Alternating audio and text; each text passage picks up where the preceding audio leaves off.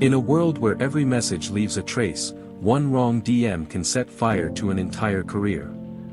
When private messages from Ariana Grande suddenly surfaced, the internet didn't just react, it exploded. What was in those DMs? And why were they never meant to be seen? It started with just one notification. A single ping on someone's phone. A message that wasn't supposed to be seen.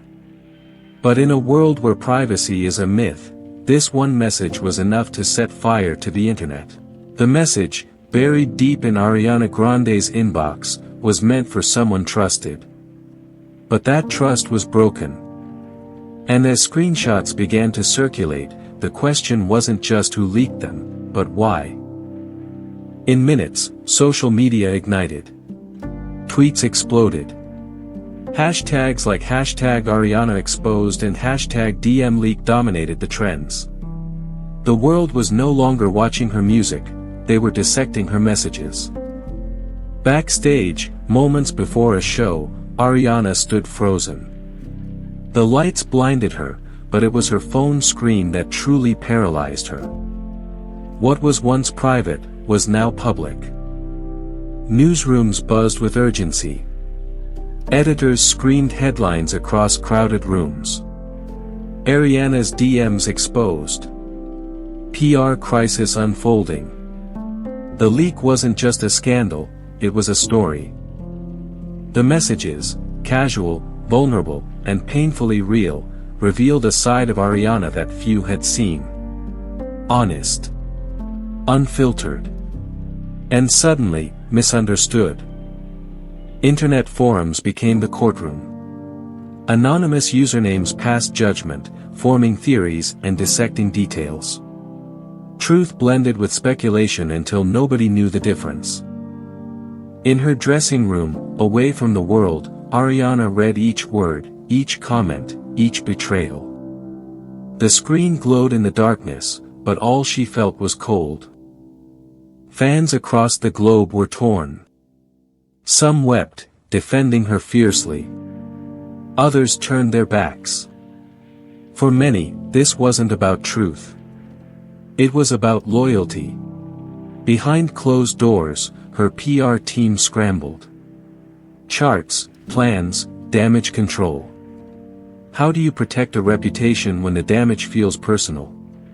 As she left the studio, the flash of paparazzi cameras chased her like vultures. Her hoodie couldn't hide the emotion. This wasn't a publicity stunt. It was a public breakdown. In the studio, she sat in silence. The mic was on, but the lyrics wouldn't come. She wasn't sure if music could fix this, or if it would only make the headlines louder. The morning after, newspapers screamed scandal. Black ink printed with digital shame. Her face. Her words. Her wounds. All in bold type. The screenshots were dissected like evidence. Who sent what? When?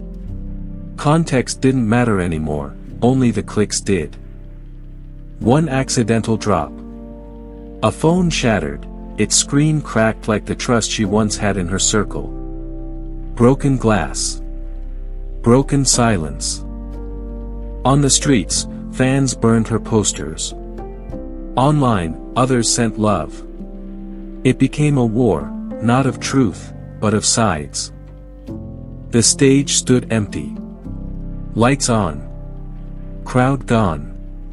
It was symbolic, the silence after the storm.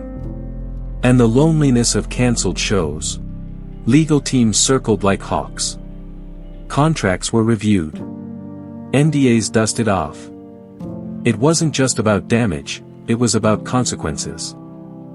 But through the fog, she found warmth. Friends who stayed. Arms that hugged without asking questions. Not everything was lost. The hashtags slowed. The comments softened. Forgiveness began to seep through the cracks of judgment. Maybe people remembered she was human. And then, like a phoenix, she rose. Back on stage. Stronger, wiser, and more transparent. The applause was different now. It was earned. The phone, once her enemy, now rested on a table, forgotten.